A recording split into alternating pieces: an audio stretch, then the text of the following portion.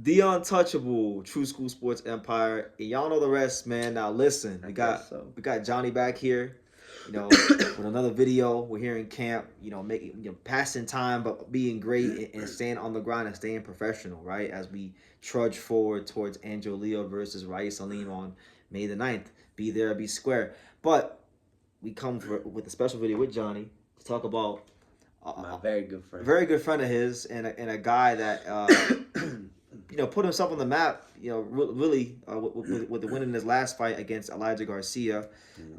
Kevin Newman.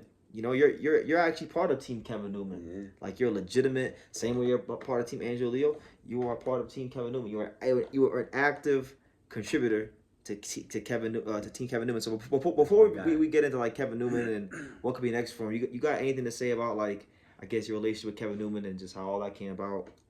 I've always been friends with Kevin since we're about, I'm gonna say, 2018, 2017. Talking about almost 10 years now. We always talk about fights. We always call each other, give each other, opinions on fights and stuff like that. So, Kevin's my guy, man, and he made me a lot of money that night. He knows, I know.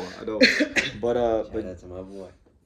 But Johnny, one last thing before we begin into like what could be next for Kevin Newman. You had an interesting conversation with Roy Jones.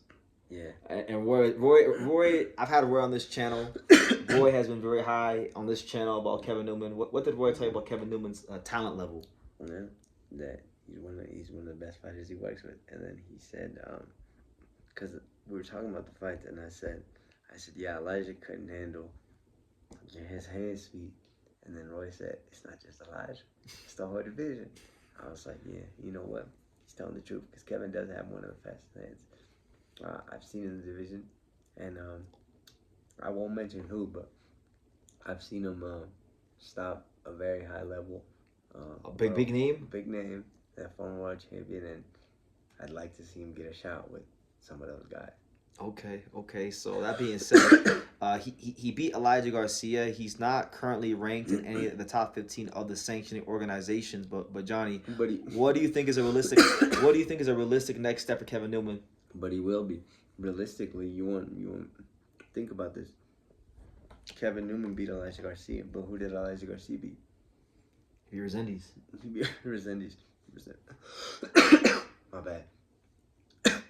Resendiz was the WBA world champion that beat Caleb Plant, and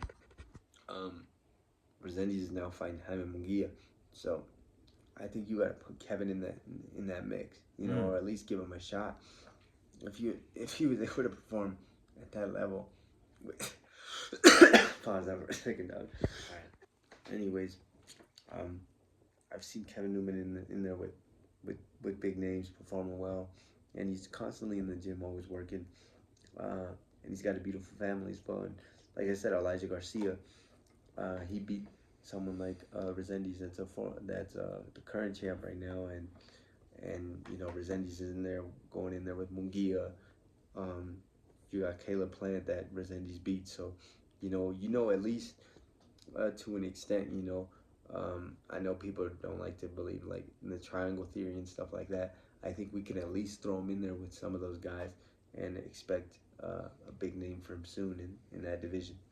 I'll mention a name for Kevin Newman that I think is actually realistic because he's a name. It's a fight that could get Kevin Newman into a world title position, and this guy needs opponents. And he's actually been criticized for ducking some guys or turning down some opportunities that came his way, and that's none other than Diego Pacheco. Yeah. What do you think about a potential fight between maybe like Kevin Newman and Diego Pacheco? I'd like to see. Does Kevin? What kind of chance do you give Kevin that fight? I think Kevin can outbox him. I think if Kevin stays focused and is able to move his feet and listen to what Roy says, and is able to punch with instead of just throwing one punch at a time, throwing certain punches, throwing more than 2s and 3s, I think he'll give Diego a very, very tough time. And a lot of people, one thing that they underrate as well is that when Kevin beat Elijah is a southpaw. So correct. Another guy I would like to see him fight is maybe like a Charlo, that's been in action. I would like to see him fight. Jamal? Yeah, someone that's been inactive, someone that's a big name, someone that's Looking for a older, tune-up fight. looking for a tune-up fight that, we'd like to tune up. Real nice. So, I think it'd be a nice one. Give him a shot. He came through. He beat a solid name. Um, and they're around the same age. Okay. So Johnny, people who don't know Kevin Newman's career like that, right? He's 30, like on paper, right? He's 34. He's got 3 losses. He's lost to guys like Marcos Hernandez and Manuel Gallegos. These guys that you would consider more like middling contenders and things like that. Why should people give this guy a chance, right? I'm playing devil's advocate. I'm trying to let you speak your piece on Kevin Newman. Yeah. Well, if you look at that, that was his losses were when he didn't have Roy Jones Jr. in his corner. And sometimes I think coaches make a big difference. They do. And we see here in camp with Miguel Leo. They can get you motivated. They can get you focused. They can make you train harder. And I think that Roy's a really good fit for him. And also, when you mentioned Marcos Hernandez,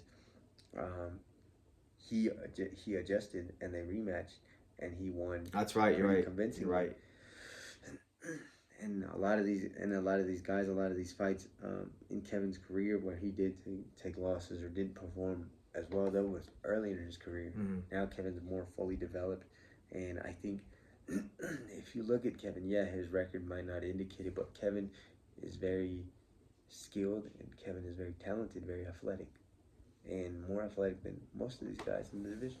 There's a narrative, right? Like I've seen it with a lot of other fighters. That are not black, right? They'll be like, oh, well, such and such, he never fought a slick, black, athletic fighter. Do you think Kevin Newman, when people talk about that kind of fighter, is Kevin Newman that kind of fighter? Is he a slick, black, athletic fighter? He's a slick, black, athletic fighter, but he can punch when he sits down and chooses to. The only thing I would probably say he can probably work on is throwing more than one punch at a time sometimes. But we've also seen in the Elijah fight, some people thought it was close, and he was able to dig down and dominate that 12th and final round. You know, so at least he's got grit and he's got heart as well, and that's something you really can't teach as well. You can't teach that. So look, man, he's part of Team Angelo Leo, but he's also part of Team Kevin Newman. Johnny Cordillo, man. Give my boy a shot, man. Kevin Newman, coming off a big win. I know a fight that he would always like and's always mentioned. He's a good friend to me as well as Caleb Plant. I'd like to see them fight. That'd be a good fight. You want to see them? Okay. Yeah. That'd be a good fight. So I'm all for it. I'm not sure how much Caleb Plant has left to give. He's coming off the Resendiz loss.